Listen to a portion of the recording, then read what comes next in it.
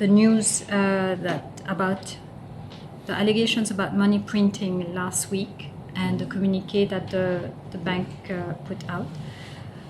So as central bank governor, and out of respect for the chair that I occupy and the institution that I serve, I choose to exercise restraint in my communication. With respect to the statement about money printing, I would say that I stand by the communique that the bank put out. I think we ought to call a spade a spade. And in this case, the allegations of money printing objectively qualify as fake news. And this has nothing to do with who made the claim. It could have been you making the claim, it would still be false, and if you were spreading it, it would still be fake news. Why does this matter? It matters because there is very serious research showing that fake news can affect business cycles. So in other words, fake news can be destabilizing for economies. In this respect, I would encourage you to check out research by Professors Tiziana Asenza and Fabrice Collat from the Toulouse School of Economics, for example. They have some research. Now, the allegations of money printing, in my view, are very serious. Why? Because they directly affect the perceptions of independence of the central bank and are damaging both for the reputation of the Bank of Mauritius and of Mauritius as an international financial center. The Bank of Mauritius has been through a tumultuous period last year, to say the least. And when I came in, I made it a priority to rebuild the trust and credibility of the institution. This is something that many, not all, but many of the bank staff are working towards one day at a time by taking decisions that are aligned with our mandate and the guidelines that we put out. Let me be clear about one thing. As a central bank advocating for autonomy, independence, we are aware that independence and accountability are two sides of the same coin. And so we are committed to transparency. We publish our data regularly on the 20th of every month. And so the verification of the data would show that there was no money printing to the tune of 83 billion rupees, as was alleged. In a communique, I cannot detail the explanation, but I believe that the communications unit of the bank did send out to journalists a table explaining how the 83 billion came about and clarifying that this was, in fact, the bulk of it was driven by credit creation by banks. And thus, let me make 3 points. So, to be clear, the central bank did not print or transfer money to the government in 2025. So we issued this clarification, we shared it with a lot of the media outlets. We're happy to spend some time going over the numbers with you if necessary to clarify. I know that some news media published it. Second, and we know this from the one and only time that the central bank printed money to fund the government in 2020, that such a transaction would need to be reflected in the central bank survey. It would show up in the numbers. It would also show up in the central bank audited balance sheet. Both have been published in a timely manner. And subsequently, there was a debate as to whether there is excess liquidity. So the debate shifted from the $83 billion of money printing to excess liquidity. I think the bank has been transparent about excess liquidity. In fact, at every MPC, just like today, we report on structural excess liquidity, the instruments that we use to mop up excess liquidity, and we also publish data. And third, let me conclude with this. I would like to thank all of those who have opined on the matter for their feedback. Every perspective has been valuable, even the ones laced with vitriol and misogyny. This, as folks like to say in the United States, is a teachable moment, and thus at the bank we have decided to devote considerable time to explaining concepts such as money supply, money creation, and inflation in a forthcoming series of financial literacy videos, which we have been planning to launch for some time. So all I can say is stay tuned. we will come back on these issues in a series of financial literacy videos.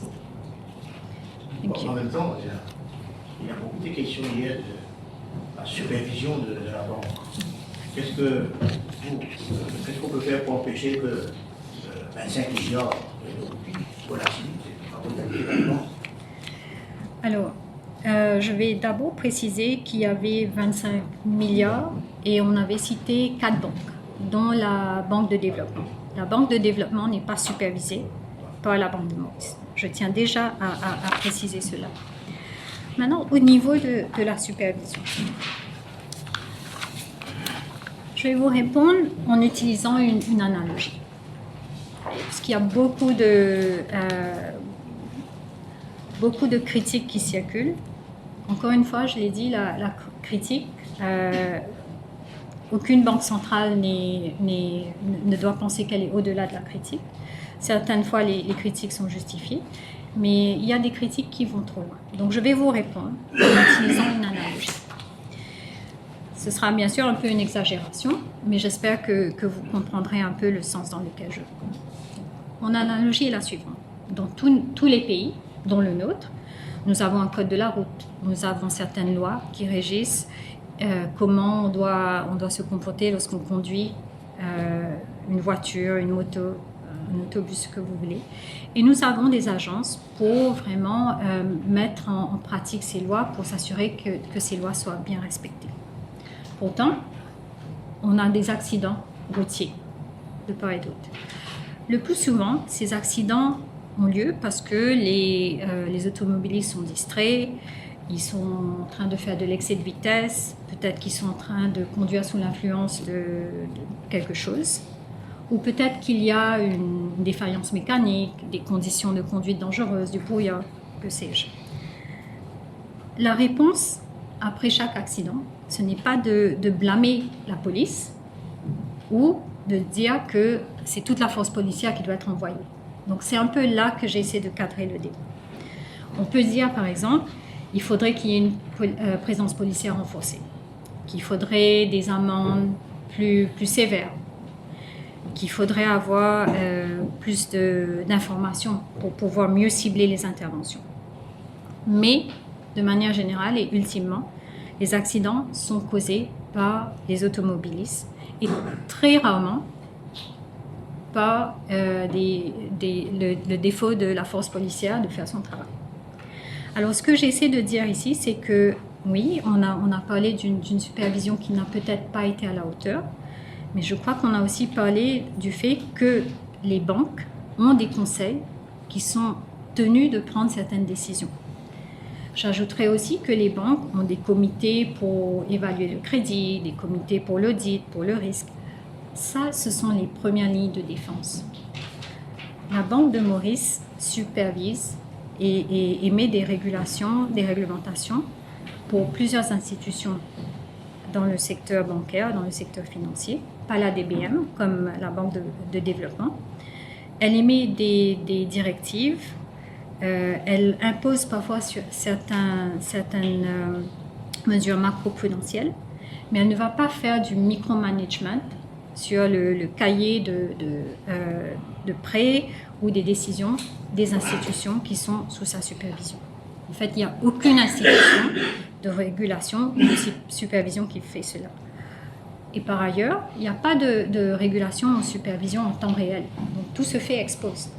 Bien souvent, lorsque le régulateur arrive, c'est que la transaction, les micmacs, ils ont déjà eu lieu.